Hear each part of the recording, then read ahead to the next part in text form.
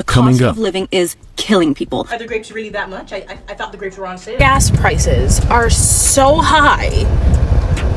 It's like it's hard to even believe like all of these people are still driving their cars. You guys peep this. This is how I know Canada is officially going downhill. $16.97 for deodorant.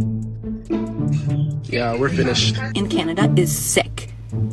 There is no more cost of living. There is only cost of surviving. My girlfriend and I met for coffees the other day, and she owes a little bit of money to the government, and she was crying to me, saying, I don't know what to do. I'm working 3 jobs. I'm a single mother. Like, I can't afford to live here anymore. So she had a call with the CRA, and the CRA ripped her apart. They said, it is unacceptable that you have not maxed out your credit cards to pay us. It is not acceptable that you are paying $1,000 a month in groceries for yourself and your 3 children. You need to cut back. So she said to them, you're telling me that you want me to take the food from my children's mouth to pay your greedy ass when it's the cost of living is fucking groceries. Families are falling apart. People don't get to see their children because they have to work 2, 3, 4 jobs together. I need to let people know that there's another way. And I'm telling you, you need to start looking into the world of digital marketing, digital products, digital sales. These are all things that you can do at home. Make them at home, build them at home, implement it at home, start marketing it at home. Hi, ma'am. I can go ahead and scan these for you. Yeah. Grapes. Okay. Oh, are the grapes really that much? I thought the grapes were on sale. They are, but it's only the purple grapes that are on sale, okay? Just take a deep breath, okay? Butter. Thank you. Are you gonna be all right? Damn. We're almost there, I promise. Nice and slow. Shh, it's okay. Shh, it's okay. Is everything all right, ma'am? Should I still continue? I know the prices are scary. Oh. Shh, I know. Okay, ma'am, this is the last item, okay? Just breathe. Take it easy with me. All right, cash or credit? Oh, okay, all right. Your total is $250, okay? Last push, you got Card. this?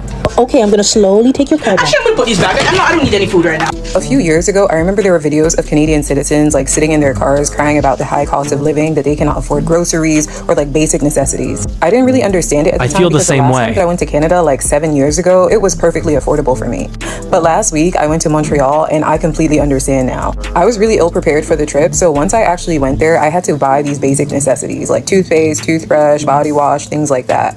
And when I saw the prices for these items in the grocery store, my jaw dropped. I kid you not, but body wash was $14, toothpaste was like $12, like one toothbrush was like $7. And some people will say, well, you get paid in USD, you know, the currency is stronger. But what about the people who get paid in CAD? That's not really an excuse because the price itself is crazy for the people who actually live there. And another crazy thing that I noticed was the tax. Like, tax in Canada is crazy. I remember I ordered these 2 items on Uber, which together was like $13. Y'all, tell me why they added $10 tax on these 2 small items. Throughout my time being there, I just found it absurd that like the price that I initially thought I was going to pay was nowhere near what I actually ended up paying. And of course, this is me speaking as a New Yorker, but I found New York City a lot more affordable than Montreal. And maybe I didn't know the proper places to go. But for example, for the basic necessities, I went to a couple of stores and the price did not get better.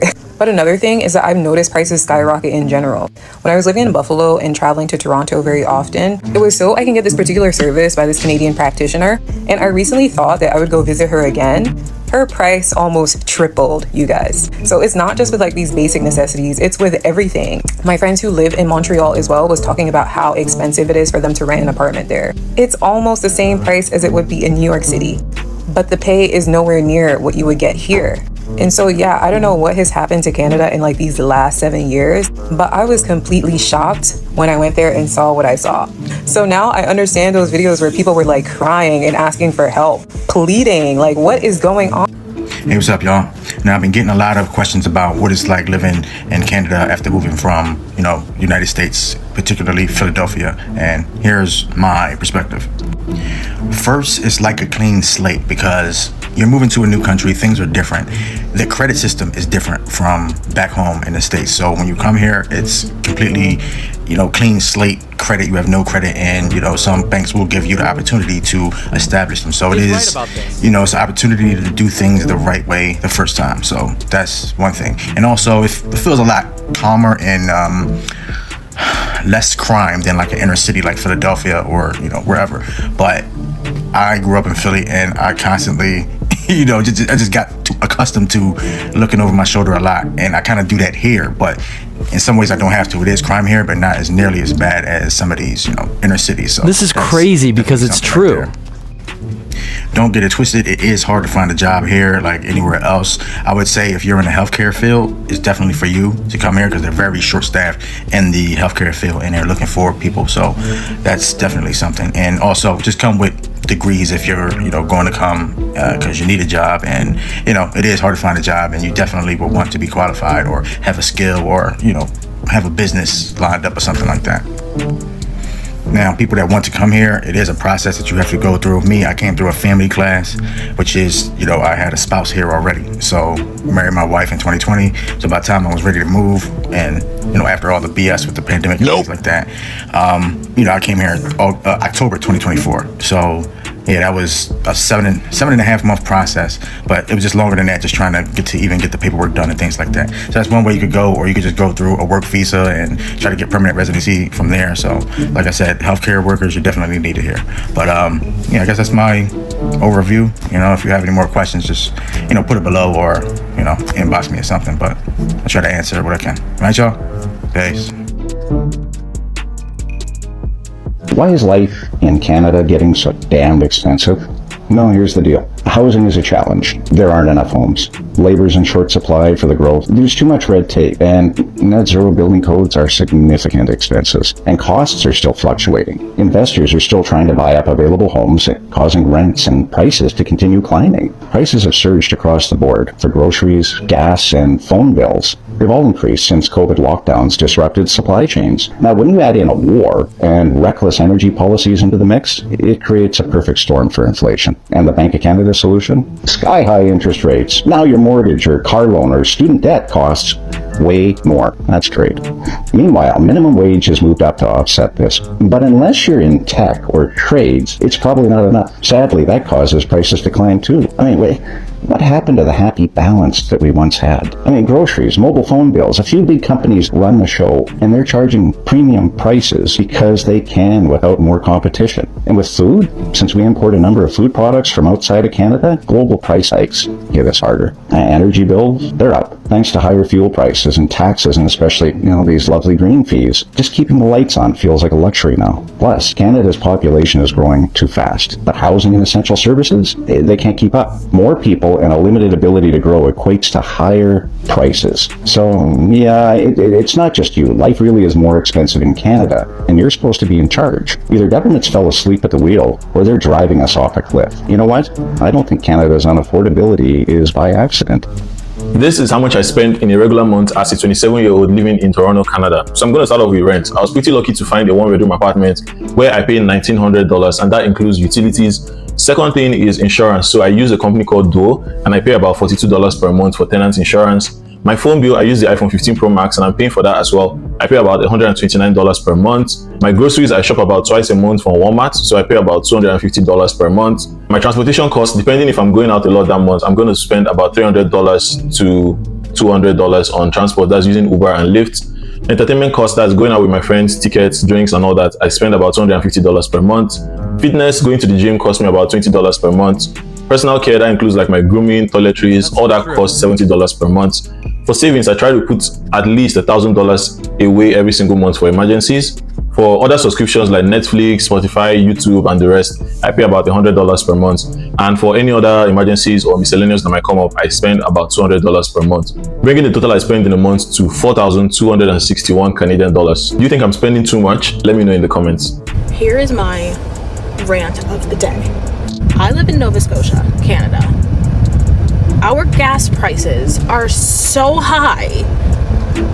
It's like it's hard to even believe all of these people are still driving their cars, because how are you affording to put gas in your car? The gas price today is $1.87. $1.87. I put $30 in my car just now. That's how much I got. That's how much I got. And before you say, oh, well, put more in your car, not everybody can do that. Not everybody can go and constantly be filling up their cars. Some people can. But for the people who are struggling right now, how are you making it work? How are you making this work? Because $1.87 in Nova Scotia. And I don't even drive a lot. I don't drive a lot. I my job is like 12 kilometers from my house, and I don't do a whole lot other than leaving my house to go to work and home. So I don't need a lot of gas, but like it hurts me to even be out here buying it at that price. It's actually shocking. It's actually shocking, like, to live in Nova Scotia right now. It's like I can't even. I don't know how people are doing it. And also, like, how's the government gonna be out here selling this like Nova Scotia dream and like this Canadian dream about like affordable housing and like beautiful places to live? What's affordable? Where? Like, how are you gonna like want people to come and like live here and work here from other countries and sell this like Canadian fucking Nova Scotia dream, and then you let people get here and all they do is fucking struggle? That, like, the struggle bus is still fucking putting around. Like, how? Especially here in Nova Scotia, where our taxes are like the highest in the fucking country. Make that make sense. Make that make sense. Like, why? If you're relocating to Canada, whether as a student or you're moving permanently as a permanent resident, and you love yourself very well, and you don't have family in these cities that I'm going to mention, that you want to, stay there because your family is there and you want their support, I don't know what you're looking for in Toronto. I don't know what you're looking for in Ottawa, Vancouver, Victoria, Hamilton. What are you looking for in those places? Those places are super expensive. Halifax, London. Rent alone can take half of your salary. And things are expensive in Canada on an average.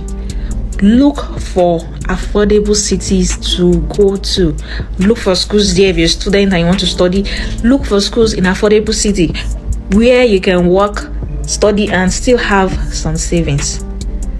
Because the cost of living is going higher and higher. Even some of us are living in small cities that are affordable safe. Money not day at the end of the month. Everything is gone. So I seriously wonder how people in Toronto survive, because the salary is not that different. So how do those guys survive? How do you guys survive in Toronto? How do you survive in Ottawa, Hamilton, blah blah blah, Vancouver? How do you guys survive? How? You guys need a special award if you're in those places and you're surviving and you're fine.